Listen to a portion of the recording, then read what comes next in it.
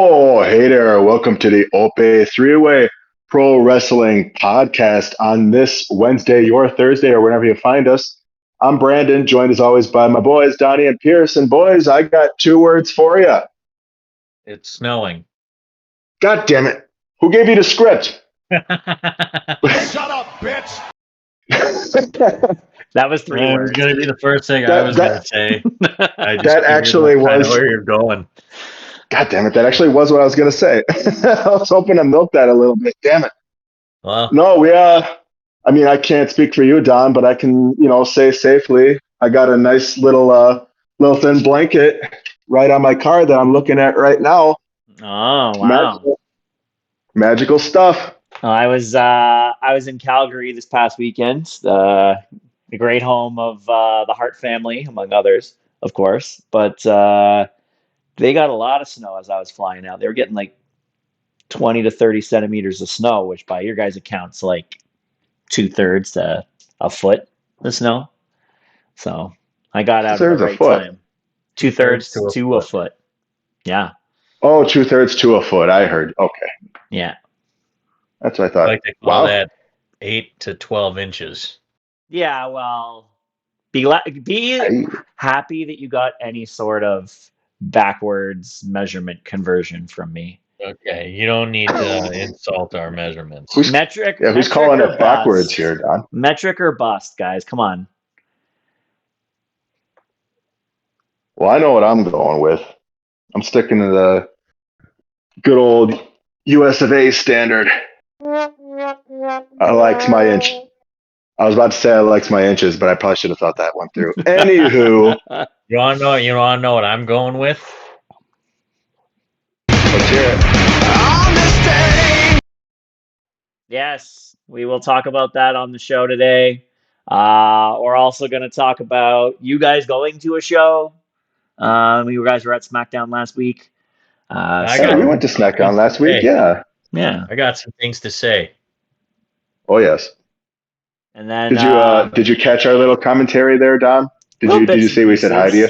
Yes, I did. Oh, okay. I did. A couple of promos for the cast. Yeah, you got in there. Yeah, of course. If I saw them all, I was actually watching SmackDown from my hotel because I'd wrapped up a bit early that day. I was trying to get a good sleep in for the Saturday, so I did watch the whole show. Believe it or not. Did you see us? Come again? Did you see us? No. Well, then we failed. No, you didn't fail. Yeah. Blame the camera operator. I was waving that sign like a motherfucker too. Yeah, we were. It's all good. Oh well, we'll get them next time. We'll also cover Full Gear. That's coming up this weekend. All 96 matches. So I think there's maybe 10, Donnie. For now. But Dynamite starts in 55 minutes, and that's perfect excuse for Tony Khan to lump in 722 more matches. I'm going to need a Texas death match between the Rizzler and Hangman Adam Page. Okay. Now, why would you want to put Hangman in that situation? You don't think he'd win? You see the look on that kid's face? It's the look of a latent psychopathic killer. I believe the kids call that the Riz face, but I don't know a lot of that lingo, so let's move on to lingo I do know. Donnie, hit me. On this day. Thank you, Donnie. You got it. On this day, we're going to jump back to 2002. We're going to talk about a little TNA. Jeff Jarrett defeated Ron the Truth Killings to win his first of, I believe, 47 NWA World Championships that he booked himself to win. One for each match that Tony Khan's going to have this weekend on Full Gear. Yes. 2011. MSG is home to Survivor Series. Yeah, you should be. That's for you. Oh, boy. Sorry. Home to Survivor Series. In the main event, Dwayne, The Rock, and John Cena team up for the first time and only time. That is The Rock. Do you hear Dwayne talking? The Awesome Truth. This was The Rock's first match since WrestleMania 20. Fun fact. Shut up, bitch. Bye. And the second match we've mentioned featuring R-Truth. Yeah, is this the R-Truth That is true. episode or something? Oh, we'll get there. I kind of think that the Awesome Truth probably should have won this match. If the whole thing that Shut Rock up, and Cena bitch. hated each other, Donnie, I'm gonna fly at the can and kick you in square in the teeth. Hey! You said you thought Awesome Truth should have won the match, and we know that it doesn't work for The Rock. The final boss says, Shut up, bitch. There we go. All I'm saying is that the It's whole true, he point does of say that. the first year of Rock Cena is that they hated each other. You know, yeah, the promo on the wrist and just legit, they had legit heat. And they're gonna come together for one match. The Awesome Truth, who are these really big bad heels, and they just get beat by I think the People's elbow, not even the Rock Bottom. So, but on an even better note, also on the card, the voice of the voiceless CM Punk defeated Alberto Del Rio, Del Douchebag, Del Hope I Never See You Again. To regain the WWE Championship, I'm going to need some air horns for this because it started his record-setting 434-day reign.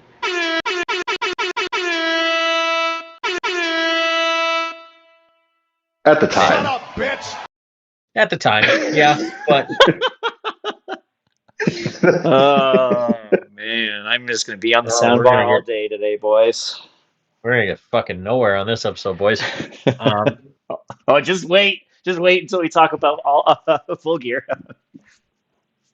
2016, we're gonna fly up north. We're going to Donnie's backyard, the Air Canada Center in Toronto. Hey! Also, Survivor Series. This was the start of like the real brand warfare in Survivor Series. I know they did it a few times before that. I remember vividly 2005 they did brand warfare. I fucking loved it then. But there was the women's and the men's. The main match that was remembered is the Raw versus SmackDown men's match, and it's probably the best iteration of the 5v5 SmackDown versus Raw match. Bray Wyatt and Randy Orton picked up the win. Bray pinned Roman Reigns, which is, I'm surprised it even never happened. You and me both. But in the main event, we saw Goldberg also returning for his first match since WrestleMania 20, defeating Brock Lesnar in 86 seconds. Hey, this was, and I think this is, personal, but the way this made me feel, it was one of the most shocking and awesome finishes to a pay-per-view in a long time back then. Because you had Brock Lesnar 2 years post breaking the streak. He was unbeatable. He hadn't been pinned since Triple H beat him, which he probably should have lost that match anyway. He was just the final boss of WWE, and then you have this old gunslinger Goldberg, Shut up, the bitch. biggest badass in the history of WCW, coming back for one more fight, and he kills him, and it was great. You can't say Great wouldn't anybody be the else word is I'd use. final boss but The Rock, so that's why you got the comment there. I'm But talking the final boss of WWE. Shut Because up, it was bitch. The Rock was off in Hollywood making dog shit movies Shut up, bitch. like Red One, currently at 35 up, million, Shut up. Shut up, bitch. and its break-even point is 250 million. Are we going to make it to 47 on the Dwayne tally? Is this what we're shooting for? Speaking of The Rock, we're going to talk about his cousin, 2017, Roman Reigns. At this point, the big dog, not the tribal chief, defeated The Miz to become the Intercontinental Champion, which also made him a Grand Slam champion. So, no, The Miz had a good run, and nobody wants to see Roman winning titles at that point again. So, Sadhorn deserved. Yeah. No, it was just a record pattern, and everyone knew that. Honestly, until I saw the notification on YouTube today talking about it, I totally would have forgotten he was ever Intercontinental Champion. Well, So it goes to show. He was Intercontinental Champion after he was already WWE Champion and US Champion. and it was a reign to give him the Grand Slam championship Yeah, because those reigns never really make sense. I mean, you could. I mean, Well, I mean, look at Seth. Like Seth had a similar circumstance, right, with his Intercontinental Championship reign, and I don't hear anyone shitting on that one. You know, I think it was still that's early enough though. Like it wasn't. Seth's IC reign was also pretty good, though. Yeah. Roman's was nothing. that's what I'm saying. I guess I I mean, didn't know if you were talking purely on the basis of like, well, it came after his championship, his big championship reign, so then it meant less by virtue of that alone. that's Even fair. his But WWE That's fair. championship reigns before that, they were nothing. They really weren't of substance at all. They were honestly kind of short. And until, he became the tribal chief and made the titles feel like actual prizes again. So, but speaking of the world champions, SmackDown opened up with an incredible Cody Rhodes promo that me and Brandon got to be in the arena for. yeah, yeah, chitter chattering with his old all in co-headline in buddy Nick Aldis. So first time I think we've seen them together like that. Anyways, maybe I'm wrong, but definitely first time I've ever seen them in person together. You know, I was a big fan of their world championship match at All In. Yeah, it was a great match. Seems like they're trying to plant some seeds on a possible in-ring return. I know all this is said whenever they want, whenever it makes sense, but I would like to see Aldis come back. I'm surprised they didn't do anything for Aldis and Pierce. I mean, Pierce took a bump not that long ago. Now they're teasing Aldis potentially trying to dust off boots again. I figured they would have got that done right in time for Survivor Series for something. But I mean, hey, I guess there's always whenever Adam that Pierce is. has been retired for like 10, 12 years now. Nick Aldis isn't retired, Well, Yeah. I mean, if you want, Nigel McGuinness was retired for an extensive length of time too. He can come back for one more dust off, Yeah, but and especially if it's I in a think he kinda 5v5 did or that. something. He did that more or less because he knew it was Brian's last stand, and he was finally getting the match that he wanted and honestly deserved. While Aldis, Sure. is just, I mean, he's killing it as the SmackDown general manager. He's an Oh, he's great. incredible general manager. Yeah, 1,000%. But I'm gonna be honest, I was kind of disappointed in SmackDown last week. I'm not saying it wasn't a bad show; it was a very good show. But, and I hate Well, it using wasn't this the go term. home. I very much hate using this term, but it was very much a casual crowd. What's wrong with that? Yeah, There's nothing wrong with it, but like I just want passionate WWE fans for everything WWE. They really only popped for Cody and Roman and the Bloodline, and that was it. Everything else, it was very quiet. that's kind of the microcosm of SmackDown, though, isn't it? Or that's kind of the long and short of it. I would say that's a microcosm of U.S. fandom as a whole. I mean, I've made jokes That about as it in well. the past, but like, you don't have these problems on SmackDown when you're in Europe or in Canada. So, Donnie, I tried to start chants constantly. You sure did. I believe you, man. I know you're a big fan of the products. A few people in my section that were actually there. Like I was trying to get chants started for the machine guns, and nobody. There was a few guys in my section. Not gonna happen. You be quiet. Motor City chants in Milwaukee. Yeah, that's not going to happen, man. Like, it's too early for that. And honestly, like, I'm not faulting you or anything on that at all. That's not what I'm doing. But like, WWE's had this problem for years now, where they simply the fan experience in the US for WWE's shows is not good, and it's hard to pin that on any one thing in particular. It could have just been years of shit booking that led up to the lack of interest from those that would actually go out of their way to pop over stuff, right? I think that they blamed on Baron Corbin because they could do no wrong. Don't forget that. Yeah, no, that is definitely not Baron Corbin's fault. I don't give a fuck what anybody says. Shout out Baron. Hope you're doing okay, buddy. Yeah, shout out Mr. Tom Peastock. We miss you already. Say he goes by Tom now.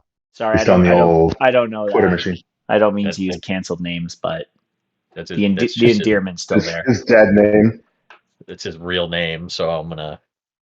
Yeah, slash cool. real name. Breaking kayfabe.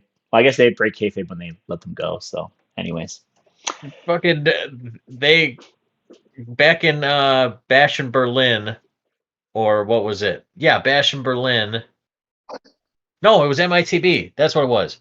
MITB. Fucking Michael Cole called CM Punk Phil on air. That's dropping the government name, man, on air. Yeah, WWE's been a lot more lax about breaking the kayfabe these days. Hey, Everybody kind of knows it. So. We got a great moment though on SmackDown when Solo Sikoa came out and started trying to clear house, and he let out a big motherfucker that I clipped to you guys. That's why I had my ones up the whole time. Yeah, I was there for my tribal chief Solo. Solo's becoming more memeable now, and I don't know if that makes him better for this role or not, but I think it just makes him more 100%. enjoyable to watch. Like 100%, it makes it better. Yeah, he's a new type of tribal chief. Yeah, and I think this leans a little bit more into the way he was. Like NXT, he was a very like laid back, no bullshit kind of guy, where it's like, you know, he's having a good time doing whatever, but you can still see like he's a tough guy, right? Whereas they bring him up to the main roster, he's a mute for whatever reason, and then finally he's talking, but it's just not like he's just trying to be too tough. It's very old school way of how it would be booked. Having him be kind of goofy as like the mob boss is really what he needs to be, and that's why people are reacting more and more. And now I've been calling it Bloodline Wolfpack, but I really should call it the Bloodline Meat. Are going to win a War Games match, hopefully. Well, we'll talk about that a little bit more next week.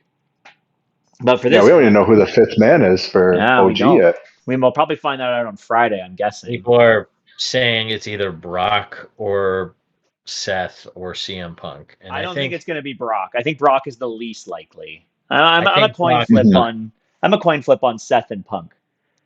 I think if they pick Seth, it's kind of very stupid.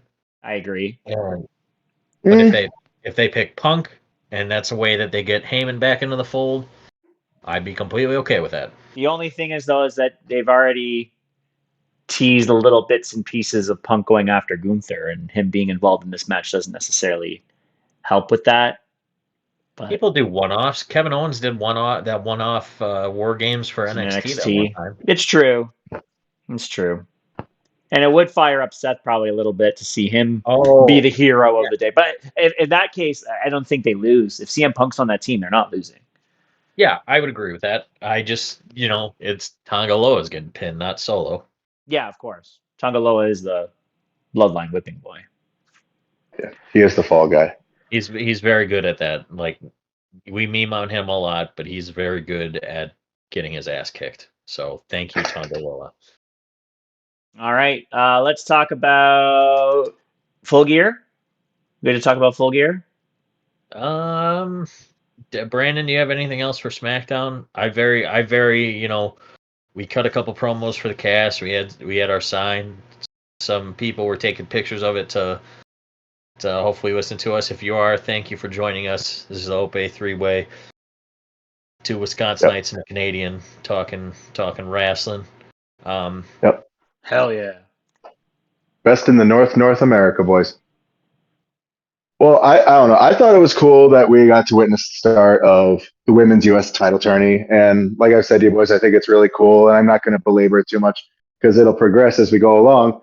But I think it's really cool that we're starting to see, a lot of the excitement behind a women's mid-card title on the main roster. Obviously, NXT has been doing great with the North American Championship with the women in establishing like mid-card presence, giving the women more to do, giving them more feature on the show. I'm real excited. I'm expecting them to introduce the Women's Intercontinental Championship probably around the time that Raw debuts on Netflix. I mean, at this point, it stands to reason. It kind of makes sense if you want to feature something like that on there. But yeah, I mean, we've still got quite a few matches to go before they actually crown a winner, and I think they're going to do that Saturday night's main event. at Saturday night's main event. Thank you. Yep. And we'll be talking about that at some point too in December. Yeah, I'm really excited to see how that progresses, and I mean, we can talk more about women's wrestling in general on another show, but I'd be really curious to see who they go with as top contender for the Women's Intercontinental Championship if and when that pops up, because it looks like they already put in promos for like Dakota Kai talking about how she wants to prove that she's a champion, and that's in my mind is an obvious allusion to what they have in store for Raw in the women's division. So, it's not Hell the of a Speed promo by Championship. Dakota. what about the Speed Championship? You sure it's not for the Women's Speed Championship? I mean, I don't see Dakota Kai trying to be speedy after coming off a knee surgery. You know, Fair. I just had to bring up those silly titles. Well, we did see a new Speed Champion crowned. Sure did. Taping. Yes, you did. And that was posted today on their socials. Dragon It was Lee. a fun match. Yeah. It was very fun. It was. Yeah. Both very familiar with each other, obviously, going back to their Los Ingobernables association back in Mexico. So The AAA or cool. CMLL? I want to say Like I want to say it was right? CMLL. Yeah. Yeah, if I remember correctly, it was CMLL. Because I know La Sombra worked with he worked New Japan, and CMLL was still is their Mexican affiliate partner. So, yup. Right. All right. I'm good to talk Full Gear if you guys are. All right. Full Gear this year is this Saturday, November 23rd, coming out of the Prudential Center in Newark, New Jersey. Currently, there is 289 matches on the card, but for some reason, Wikipedia only shows 9 of them. So we'll go into that a little bit right now. Yeah, I know, right? Tony's been getting to work. Yeah, we just quadruple the matches in 20 minutes. Wow. We just know Crazy. they're coming. It's not if, it's when. But so we got 9 matches listed so far for the card. Starting off with this is going to be on the pre-show. Big Boom AJ with Big Justice versus QT Marshall. I have nothing nice to say about this, so I will just not. Where's the toilet on the soundboard? Celebrity involvement in wrestling is kind of dumb. I was talking about this with you guys earlier, but at least, Big Boom AJ, Eric Justice, whatever his wrestling name was, he was a pro wrestler before, him and his son started doing the Costco guys stuff. So it's like, and apparently QT's first ever match as a wrestler was against him. So like, it's full circle for QT, and it's just a dude who wants to show his kid what he used to do before they brought the boom for Costco and cookies and whatnot. So it's the guy's living his dream to show his kid what he used to do. At least it's on the pre-show. At least it's on the pre-show. It's not taking up a roster spot for anything crazy. It's going to be a 5-minute match. They're going to be all the Costco guys are going to have weird cameos. The Rizzler's going to do that fucking face, and QT's going to get power bombed, and it's 1, 2, 3. I hope the other kid, the other one with the big eyes, hits QT over the head with a frozen chicken bake. Chicken bake? I don't know. I don't go to Costco. Someone's going to crucify me for that. I don't think I've ever been to a Costco in my life. Neither have I. Damn. So. Wow. Good on you, boys. Yeah, I don't think my cousin's listening, but he used to work at Costco. So if he heard me fumbling, the almighty chicken bake, he probably would be, mildly to not offended. But yeah, there's no space in downtown Toronto for Costco, so I wouldn't even know where the closest one is. But it's sure as hell ain't close to where I live. Yeah, whatever. Throwaway match. Who cares? It's on the pre-show, not a big deal. For fun, and I guess AEW is happy with what AJ's been doing. Like they were on Jimmy Fallon, and they were talking about AEW, and that's pretty cool. Yeah, he's done a lot of positive press for them in spite of, all my opinions about him. And your opinions are absolutely warranted. I think it's kind of dumb too, but like at the end of the day, it's a pre-show match. It's not taking up, a big spot on the card for hardworking talent. QT deserves some shine every now and then. Let them have some fun. I'm sure they'll, bring the boom. I think that's what they do. No, outside of this match, we're going to go into the main card now. This card doesn't actually look too bad. Next match on the list here is MJF versus Roderick Strong, which was supposed to be a triple threat match, but MJF did MJF things as usual. So now we just get MJF versus Roderick Strong, assumingly to keep him away from Adam Cole until likely World's End. Yeah, MJF should win. I don't really have much else. I'm sure it's going to be a fun match. Roderick's great. MJF is obviously incredible. It's probably going to lead to a brawl and the first sighting of the Undisputed Era in AEW, and then whatever they do after that, hopefully the Devil story ends completely at World's End, and MJF and Adam Cole split off and never don't wrestle come back. another match together again. Right. Hey, their matches are really good. They're very good opponents against each other. It's just very much this storyline got so weirdly convoluted so fast, and the roles switched randomly, and it just is what it is. It just needs to end. Yeah. I'm fine. I'm more than fine with them wrestling each other again in the future, especially and particularly if it's for the AEW World Title or something. But this whole storyline that stuck to them now needs to be absolutely memory hold. Like, it's got the stink on it, and the sooner it gets done with, the better, so that they can actually have a banger of a match somewhere down the road, possibly in like mid to late 2025. Yep. Next match we've got on the card. So we all agree that MJF wins though. Yeah. Yes. If Roderick wins, I'll be genuinely shocked. Yeah, MJF's going to brutalize Roderick Strong. They're going to put a good match out of each other, but it's the opener of a very long card, and I think MJF's going to just whip the piss out of him either at the end of the match or following. So, next up we have Jay White versus Hangman Adam Page, rematch from Wrestle Dream. yep. I guess Adam Page gets his win back. I would prefer him to lose, genuinely, just because. And I said this about Wrestle Dream. His character can 1,000% take a loss or 2 or 3, honestly, because the whole thing is that it's just a descent more and more into alcoholism and madness. And the character of Hangman Page gets more and more insane when he's allowed to go insane and drink and everything. So I think he wins, but I'd be okay if he took a loss. He already did take a loss though. Want him to lose again? I prefer him not to, but I also don't want to see Jay losing so close to him returning. No, something's got to give. You either have a guy go 0-2 or get the third match at some point. Yeah, I think it's fine if Hangman loses in this case, because it's very characteristic of Jay White too to stay one step ahead and one notch ahead on the scoreboard of like most of the major names that he faces. So I think he's got for no reason.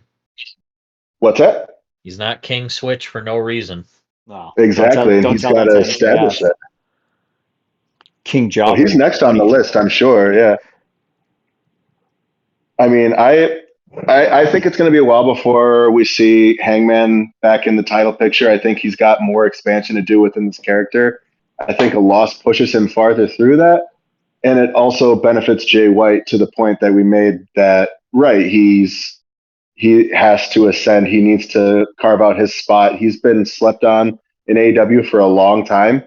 And I think it's time that Jay White starts showing people what it is that he's made of and why he is a world title contender, like he has been since the day he walked into the company. But, I feel like 2025 is going to be the year of Jay White in AEW. I'm going to go ahead and make that statement right now. You're the But switchblade. I'm with it. I'm skeptical.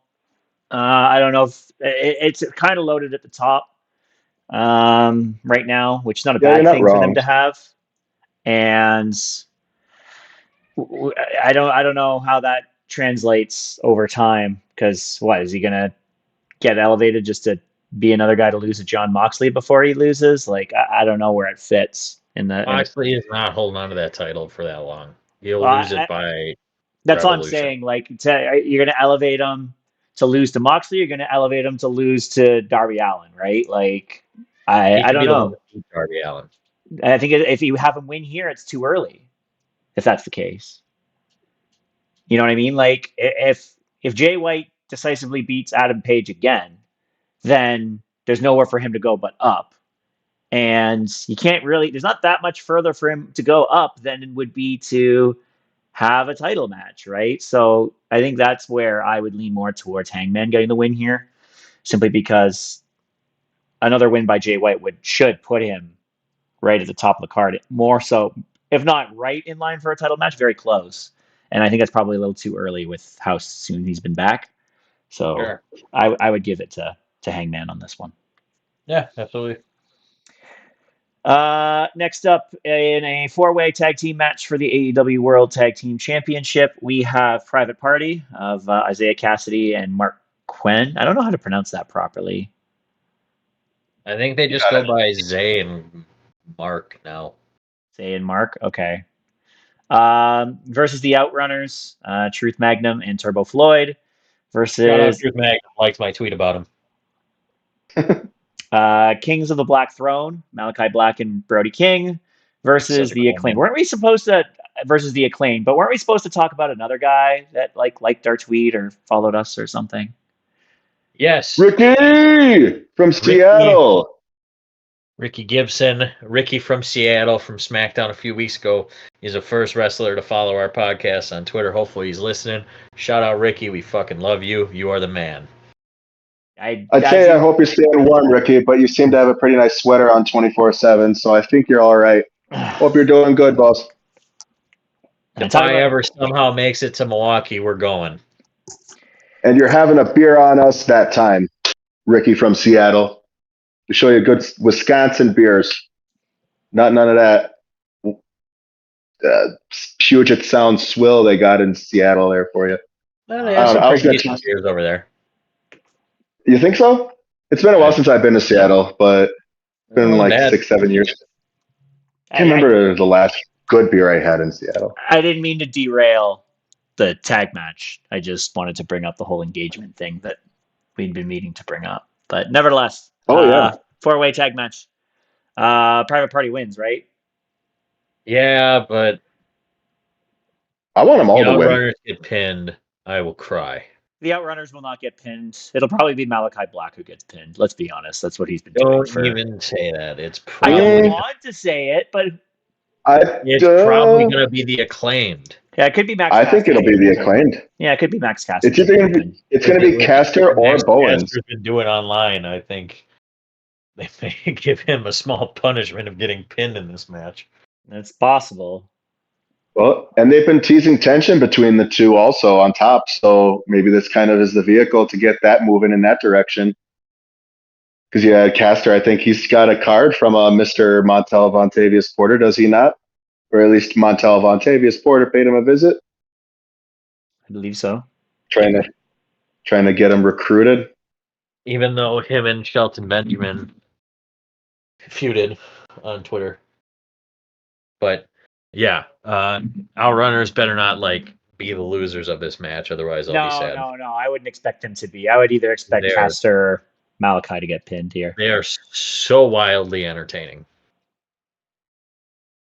But they're not going to win. Yeah, their time will come. I don't know that it's full gear, but their time will definitely come. I feel like it would be in a one-on-one type of, or like a 2v2 environment though, where the Outrunners can firmly say that they are like the top team at the time and there's no disputing it.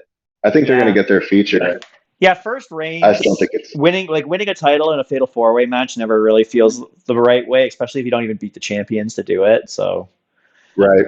yeah, Private Party retains here. I don't. It'll be a fun match, but Yeah, absolutely. It's AEW tag team match. It's going to be good. next up in the most heated women's rivalry in professional wrestling right now, we have Kathy Kelly versus Jackie Redmond. I mean, sorry, Wow, Mercedes. what the fuck is going on there? Jackie Redmond is all elite now, hey? I didn't see that graphic this No, I was morning. talking about the biggest feud in the women's wrestling or women's wrestling scene. You guys have seen the Yeah, tweets. We talked about it Yeah. earlier. What the fuck I was is very going on? scared.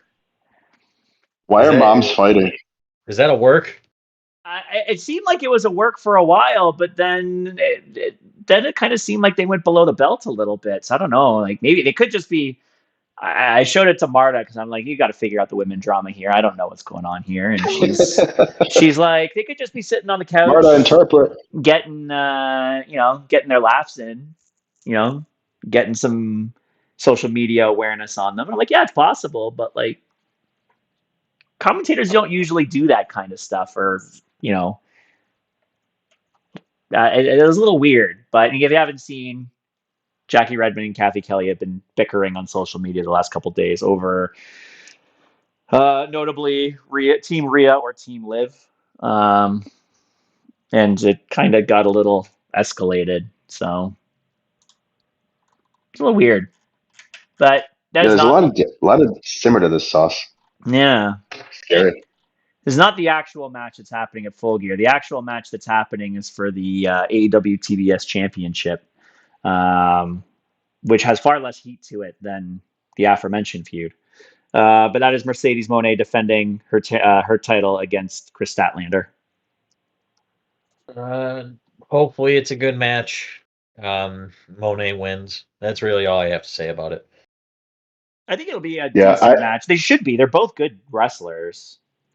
Despite Mercedes being very flat in her time in AEW, she is very capable of putting on a good match. How she does her finisher against Chris Statlander, though, I have no fucking clue. So hopefully she's changed that up since then. Yeah, hopefully she's adaptive. I mean, right, like you said, they're both very good, and they've both wrestled very good matches within recent pay-per-view. So, like, right, you had Monet wrestled at Double or Nothing against Willow Nightingale, had what, a 4.5 star match. Mm-hmm. Same with Statlander. I mean, obviously her street fight, you don't have any, stipulations with this match that I'm aware of. But, her street fight with, again, Willow Nightingale seems to be the common denominator there, got a 4.75 at All Out. So, I mean, both these women are very, very capable of putting on good matches, and specifically with Willow, but neither of them they've not faced each other yet, which will be interesting. So I'm hopeful that this will be Go ahead, Brandon. I'm hoping I'm just going to say, I'm hoping it's the sleeper hit of the show. Like, I'm hoping they both, I think you're right. take Mercedes Moné really works better with power wrestlers, and that's what Chris Statlander is. She needs a good match here, though. Like, the tides are definitely not in her favor with how she's been presented and performing as a whole in her time. I would even go as far as since leaving WWE, but I think Chris Statlander just needs. She's got a good heater. She just needs somebody to help her with promos. Well, I think that the match where Chris Statlander can have a good match with her.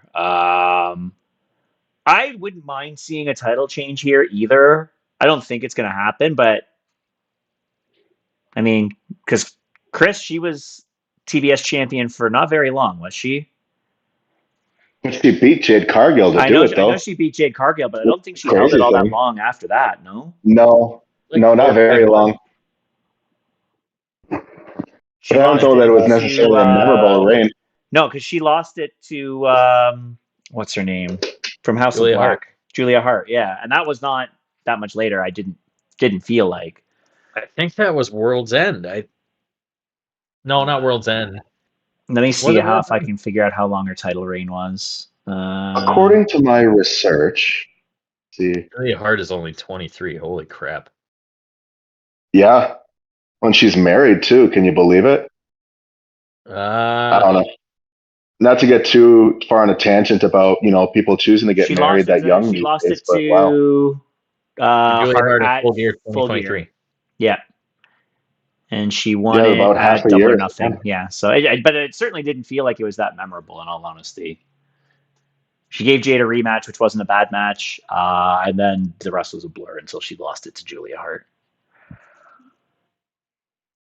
Anyways, hopefully they have a good match. The only other bit of women's content on the card is Mariah May's champagne title celebration with Mira Shirakawa is also happening on the card. Mina, sorry, I misread it. Mina. Mina's awesome. Yeah, definitely won't lead to anything related to the news of Tony Storm retiring or have anything to do Oh with yeah, Tony Storm. definitely not. Tony Storm is fully retired and will not be on the show on Saturday. Clearly, Skins down, tits in. There's no more shoe. no, she will definitely not be on the show on Saturday to interrupt a celebration because that never happens. Wink, wink. What is this? Professional wrestling? Yeah. So I would expect to see Tony Storm on Saturday. Next up after that is Sir Swerve Strickland versus Bobby Lashley. This is tough. I don't think they're gonna have Bobby lose his first match in AEW, but with it being Swerve, it's hard to say. I'm sure this is gonna be a lot of fun. I'm sure even though Swerve is a bigger guy compared to Bobby, he is a small guy. So I'm sure he's gonna bump like crazy for him. Kind of think that MVP interferes, takes out Nana or something, and then trips him up, and then Bobby spears him into the stands, and that's what gets the 1, 2, 3. You think he's going to use the spear as a finisher, not the hurt lock? I mean, it could be both. Like a spear, and then he picks him up, puts him in the hurt lock. Whatever they choose to call it now. I never had a problem with the hurt lock. I thought it was fine. Syndicate lock.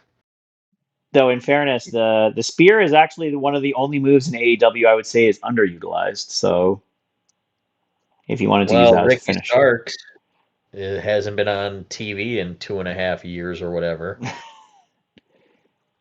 Hey, he has a good spear. That's usually my line to shit on AEW booking. I like the way that Ricky elongates himself with it. You know what I mean? Like he just gets it he makes it like his whole body is a dart. Or you can even say a spear. Yes. Right? Yes, you could. Yeah. Yes, you could. And you know what else I could say to that? No. Look at that. Yeah. Perfect. Thank you. That was the wrong soundboard sound to use. Don't care. I don't see Lashley. Hey, now, I didn't even get started yet. That wasn't for you. That was for him. Oh, okay. Carry on. I don't see Lashley losing either, honestly. No. That would be not a good debut. No. Lashley via shenanigans, I'll say that. I'll agree to your point, Pierce. Sure. Yep. Well, but definitely Swerve ain't walking out beating Lashley already. Nope. Next up after that is for the AEW TNT Championship, Jack Perry versus Daniel Garcia. I think Danny should win this. Especially if their whole thing is that the Elite are going home right now. Make Jack Perry disappear off my screen, please. Possibly forever. I don't think you've seen the end of Jack Perry simply because you can't pick him over CM Punk and then just let him disappear forever. But Yeah, I guess he is like a cockroach.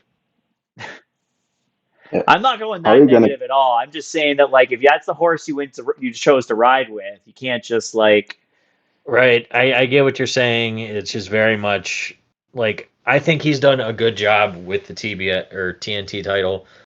I just the whole I'm the scapegoat of this whole thing, tongue in cheek. Look, kayfabe. Hello, fourth wall. We see ya. It's like it just needs to be done. yeah, he is a bit of a charisma vacuum. Um, it's just not really all that exciting when he's in the ring, on the mic, or anything for him right now. And I do feel bad for him a bit. I mean, yeah, he kind of shot himself in the foot. But I don't want to get into all that back history. But it's hard to care about him right now, even as champion. Like it's just It doesn't help that he's with the elite, and the only person of note that's any bit entertaining in the elite is Okada. and even that is Yeah, look what they got him doing. yeah, it's pretty Well, pretty We're gonna bad see- for someone of his prestige to be doing what he's doing, in my opinion. we're gonna But see he's not, him in the C2 next month, and that'll help. yeah, he's not on the card to openly shit on that. But I think the booking of Okada has been extremely questionable. But they're just having fun, you know. Ha ha ha. That's all they care about. He got the bag. I think Daniel Garcia wins. I hope Daniel Garcia has a good run because I'm not sold on him yet. We'll see. I do want to say I did see online people saying that, and this is the whole tribalism thing, which I think is stupid, and I've gone on record plenty of times saying that Is that before or Jack. after you called WWE the Fed? Donnie. I'm not letting that one go for a while. Yeah, well, that's fine. Go carry on. I think tribalism is stupid. I'm very on record for saying that because it's the same thing as political discourse. It's just fighting for fighting's sake and making stupid arguments. Cough, cough, JD from NY, cough, cough. Somebody put a picture. He's like, I've seen enough, and it had a picture of Daniel Garcia and Jack Perry over, like, better than Austin Rock, and I was like, oh my god. Well, that was stooped. Oh, that was yeah. I know exactly what account did that back a ways ago. Yeah, there's accounts on both sides that just post the stupidest shit, and it's like I understand being a fan of something and liking something, and that's cool. Like you're allowed to like what you like. I'm not discouraging anybody from liking what they like, even if I don't like it. It's fine. You can like what you like if it makes you happy. But some of the extremisms that people go into for shilling a company is very confusing to me. And that one that I saw about these two guys being the next Rock and Austin was absolutely a joke. But It's part of the tribalism with, oh, AEW is so much better than WWE. WWE is better than so much better than AEW. It's like, I just want fucking good wrestling. yep, Is that nothing wrong with Is that. that so hard? There's nothing wrong with that at all. And there's good wrestling on both sides. There is. Yeah. Is there Definitely. one that's currently better than the other? Clearly, yes. Well, it depends on what you're looking for. Like I said at the beginning of this card as I was breaking it down, this match list actually doesn't look that bad. Like, No, it's and we Yeah, know good for you, Don. That was admirable. it's well documented that AEW pay-per-views, God forbid they are way too long and have too many matches, I will take that to the grave. There are good matches on the show. consistently B plus average pay-per-views. Yeah, There's like- not many that are under that average. Yeah, I think there's maybe like two that I can recall that were absolute duds. There's two. There's only two. I think it's literally World's End, the first one, and then All Out 2022. Was that the exploding barbed wire death match? No, Pandemic Wrestling gets a pass because it's Pandemic Wrestling. I mean, that was really bad too. I thought there was one this year that wasn't that great either. Forbidden Door sucked this year. Yeah, I wasn't too wowed by it. I'm There's just nothing- saying. Yeah, it was. You know- Yeah, I get what you're saying. Like the match quality is good, but like sometimes there's like some gaps, and that's okay. Like you can't expect to hit every storyline perfectly. Fuck, WWE doesn't do it either. Like we can talk about.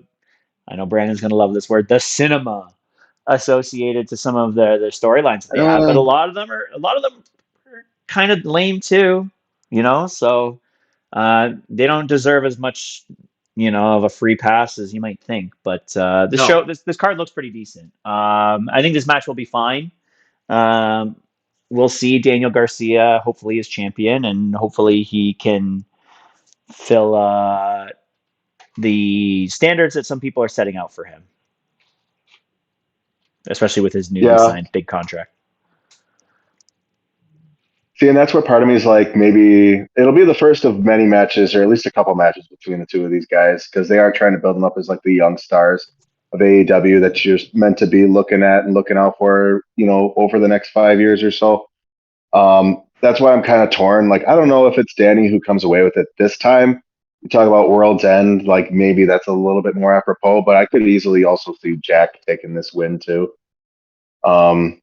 Just to kind of give him the one up on Danny and, make him more motivated or what have you.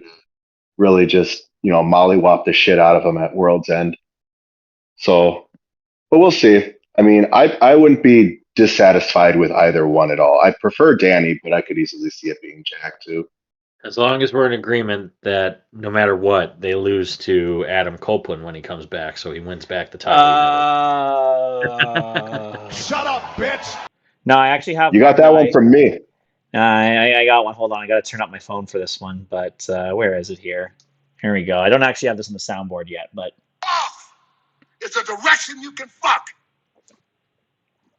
there you go. I don't know if you heard that, but Was that from The Rock's promo where he's like, "Off is the direction you can fuck"? Yes, I have that. Is one of favorite. Thank you for interpreting that, because that was gobbledygook on my one end. of my favorite lines ever My bad. said, and I have used it plenty of times since. Yeah, I had it on my phone. I've actually considered putting it on the soundboard, but I got to put your couple things on the soundboard first before I put that on. Otherwise, I would be an asshole. So I'm getting to it. It's just, anyways. Anything else you want to talk about with Jack Perry or Daniel Garcia? Talked about Jack Perry enough. Brandon? Yeah, I said my piece. Okay, cool. Speaking of pay-per-views, though, we were talking about Mr. Pay-per-view, self-appointed, even though he says people are calling him Mr. Pay-per-view, right? Mr. Will Ospreay. That's right where I was headed. Will Ospreay versus Kyle Fletcher. Fletcher needs to win this match. It's He's not even going to. You are wrong. I think he wins. What? I hope he does. I don't know if he does. He's not going because to win. Tony's all the way up Will's ass with, a lot of things. But I mean, in this case, I feel like the more you can build good, strong, young heels like Kyle Fletcher, the better. And again, it's not like this is going to be their last ever match. This isn't going to be a one and done with these guys. I just don't. I mean, I don't think it would be a clean win, but I think Fletcher wins. Yeah, it definitely won't be clean, especially not since he's gotten deeper and deeper in with Don Callis.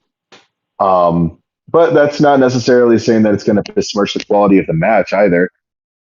I mean, Will talking himself up, making braggadocious statements like, what did he say in his last promo with Fletcher? He said there's been 4 world champions in AEW since I've come here, and none of them have come close to what I can do on pay-per-view, referring to, obvious like Hall of Fame candidates like Bryan Danielson, like Samoa Joe, like, Swerve Strickland, and oh shit, who's the other one? Mox, the current champion, John Moxley. Well, Moxley, you could certainly make that point about, but the other 3, that's I mean, Will's obviously very, very good. We all know that. But to say that he's leagues above those three guys, I feel like he's setting himself up for a There's big fall one if you're person in the world who thinks an he's East Fable kind of guy. those guys. And we talk about Will him Ospreay. enough, even though Donnie doesn't want to talk about him. I had missed all of that because you guys were both talking at the same time. There's one guy who thinks that Will Ospreay is better than anybody ever. And we talk about him too much. Oh, well, all I say about him is that we shouldn't take his word as gospel. That's all I mean. So, By I the would fact agree. that I might have cited his star ratings when referring to the I TBS. chose to ignore it for Well, keeping stuff on here's the thing. track, but Here's the thing. I will play devil's advocate there because the whole thing about Meltzer's ratings is not, I this said is Meltzer. his word is gospel.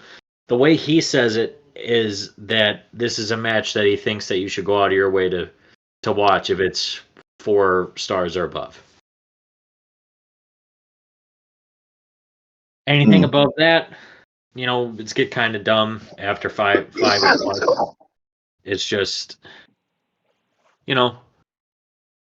he has been in wrestling for a long time. And even if he's not the most liked guy in wrestling, his word does mean a lot to a lot of people. So the star ratings we do got to take some consideration into. Something that should also, I think, be brought into consideration, and something that I feel like the writers, i.e., Tony Khan, don't really take into consideration as much, is the fact that while there are a lot more people, I feel like, who follow stuff like New Japan, who watch AEW on a regular basis, I don't think you should just go ahead and assume that everybody does, because when you have Fletcher talking about Ospreay trying to effectively make him into like a little Will Ospreay clone and do his bidding, the United Empire storyline, I feel like that's something that should be probably given a little bit more fleshing out when we're on AEW, instead of expecting people to just, look at the two of them and be like, oh, I know absolutely, even a little bit of their history and what Kyle is talking about. Because I feel like if you're tuning into that, even if you've been following AEW for, since Fletcher and them showed up, like, you're probably like, what the hell is he talking about? Like, when is you know Will nothing. ever Yeah. acting like, when is Will ever acting like a douchebag? Or when is he trying to, like, use Kyle as like a sock puppet? You know what I mean? Like, it's not so clear cut as that in the narrative. Now, if you're following with New Japan and you watched their AKA a ascension in the United sicko. Empire, AKA if you're a sicko. if you're a sicko, it makes sense, but not everybody's a sicko, and that's where I feel like he's kind of losing the plot. Yeah, well, Literally Tony and Khan doesn't care figuratively. about you if you're not a sicko. Your product is not for him. Or his product is not for you, I should say. Excuse me. His product's not for a lot of people, though. Yeah, I mean, if you're trying to be an actual competitive option, that's probably not the right approach. If you're just trying to spend a lot of money for your own amusement, then do whatever the fuck you want. he's got a lot of fucking money. He said so. Yep. That's why they're running the smaller shows now. I mean, and Pierce, I know you've brought I this up wasn't too. even the one who got to bring it up. That's disappointing. Oh, I'm sorry, Don. Yeah. But I saw the fruit and I had to snag it. Yeah, take it. But but but no, again, Pierce, to being your devil's point, advocate, these smaller arena shows are a genius idea. Brandon, the Panther Arena, although smaller than Pfizer, was empty. Like, it's still a 10,000 seat arena. And right? I mean, them doing smaller arenas like the Hammerstein Ballroom and unique arenas. They've done the Jericho Cruise a few times, but now them doing GalaxyCon. I think it's a genius idea on their part. Well, that's how you get the marks in the building. So, No, they're already there. not very many of them, clearly, based on what we've seen over the last few months. Hey, I you call them marks, but they were louder at AEW than they were at WWE. I think it makes for Yeah, a they better were aesthetic louder. too. I think We heard out it loud they makes were for more. last week when. Sorry, I just want to finish this train of thought. We heard out No, loud if they I, were yeah, last week when Moxley got called out during his takeover. So, yeah. Anyways, sorry. Go ahead, Brandon. No, I mean, that's crazy how they built that too, and then it just went. Whoa. Well, we'll get Oh, into that speaking of, hang on, specific in a second. we got a soundboard option for that one. Look at me trying to mimic. Can I be all that surprised? I mean, we may as well just transition into this match now. John Moxley versus Orange Cassidy for the AEW World Championship. I am shocked that something with John Moxley is not entertaining. Okay, Donnie, you can take the sarcasm and shove it for a minute. Woo! Am I wrong? They dropped the ball on this storyline. It started so promising, and then they had the end of Wrestle Dream, and it was still promising then, and then it just fell off a cliff. And I said, I just want to chime in here really quickly. I said at the end of that show, while it was a very dark ending, let's see what happens because this is a little bit different of a John Moxley than what we've normally seen. And now what we're given has been absolute shit. It's boring. Nobody cares. So they said he was taking over the Superstation. It was just the same promo he's cut 6 times.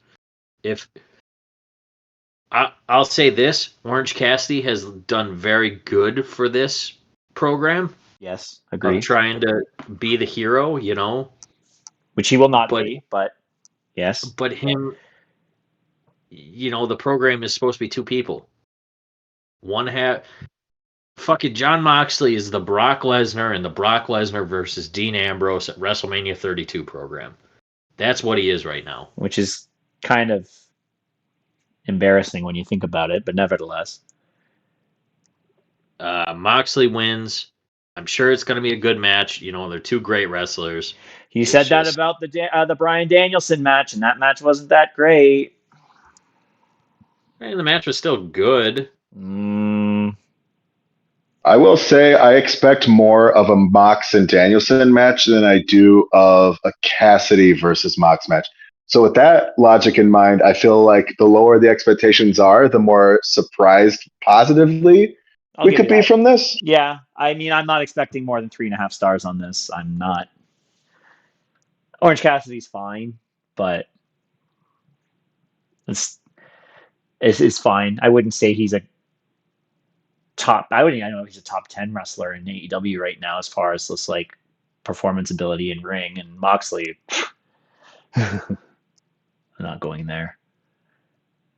Yeah, Mox retains, and then who knows what goes on from there.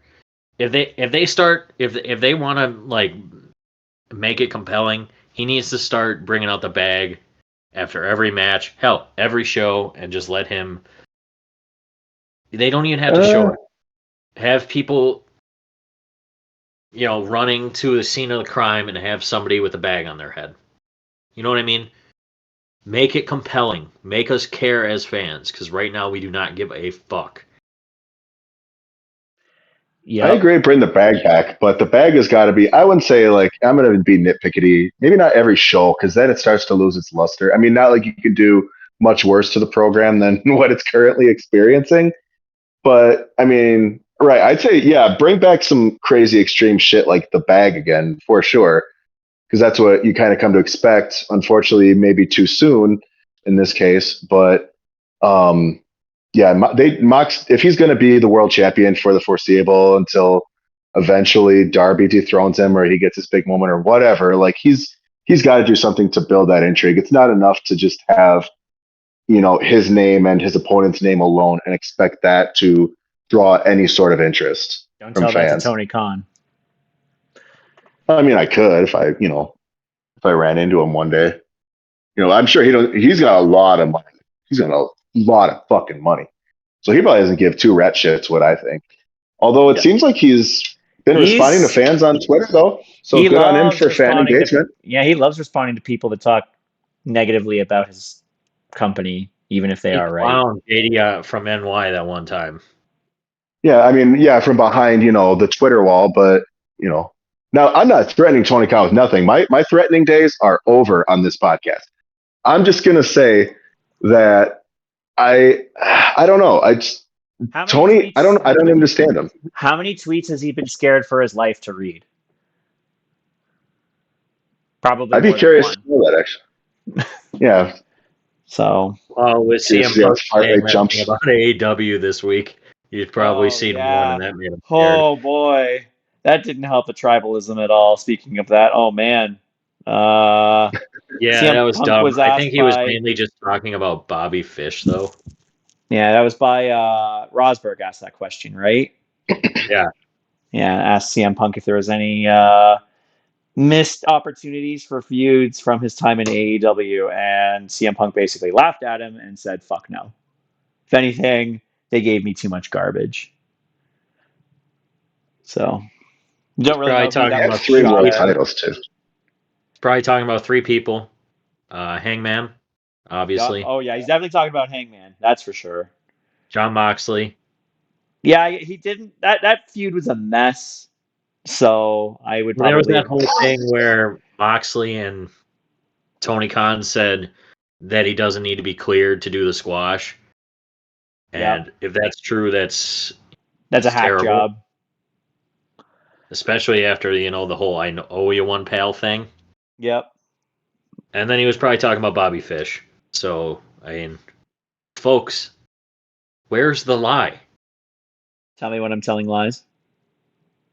Hold on, let me do the exact Somebody's same doing the thing that lying. happened as Bobby Fish when he said, "Folks, where's the lie?" God, that was so painfully cringe to see that. Poor Bobby. Yeah, John You Moxley wins don't- this match. More boringness will ensue with him, and Tony Khan won't do anything about it. And that's your Full Gear preview. I will probably not be watching. I don't think I will either. I like getting an AEW card every now and then. Do not get me wrong. And there are some that I've ordered. All the ones that I've ordered, besides All Out 2022, have been top to bottom incredible shows. I mean, All Out 2021 is legit a top 5 show, regardless of promotion ever. And it's just, I want them to succeed because AEW is good for wrestling. Simple as that. I feel like we have to say this disclaimer on every episode, which probably is not a good description of how they're entertaining us on a weekly basis, but nevertheless. No, it is not. Yeah, I mean, they're gonna have to do a fair amount of lifting for me to get back into watching their shows, because I used to watch their show consistently, probably until MJF lost to Samoa Joe, and to get the payoff there, and then the subsequent debacle, and that's what turned me off of it. Which is a shame, because I'm sure I missed some good stuff on a weekly basis, but from what I understand, it's probably not all that much. So Yeah, I think it's not terrific. maybe they'll get me a Double or Nothing. I don't think I'll order World's End either, but maybe they'll get me a Double or Nothing. Or what's the one in between there? Revolution. Revolution. Thank Revolution. you. Yeah, we'll see. We shall. I think that covers our show mostly for today. Next week we'll talk about what happened in the 76 matches that is Full Gear. I'm sure they'll have that many by the time we get around to reviewing it. We will also do Survivor Series predictions. Donnie will somehow beat a dead horse with 412 hits, like the 412 matches that he talks about. Absolutely. And we'll continue to do so too. We'll be recording next week on Tuesday. Yeah. That's because I will be flying out to Las Vegas on American Turkey Day. And it's just easier to record one day earlier. So we'll be recording on Tuesday, posting, I would imagine, on Wednesday of next week. Yeah. That should be a good show. It'll give us plenty to talk about. I'll probably be on for more than an hour 15 on that one. I'd say that's accurate. Yeah. Yeah. Usually we are on the review and prediction shows when we get to tag team them. They're usually those ones go pretty long. So, and then we got a few more weeks of content until the holidays, which we still intend on delivering you content every week up until the week before Christmas. And I think Brandon's got some stuff he's cooking up in his festive advent calendar over there in Wisconsin for some social media content. So make sure you follow along on X, on Facebook, perhaps on Instagram, and It's getting life. you'll It's coming to life. you'll see some of those. Were you gonna do 25 posts of wrestling Christmas or something like that? Is that what you're Oh, dubbing I it? fully intend.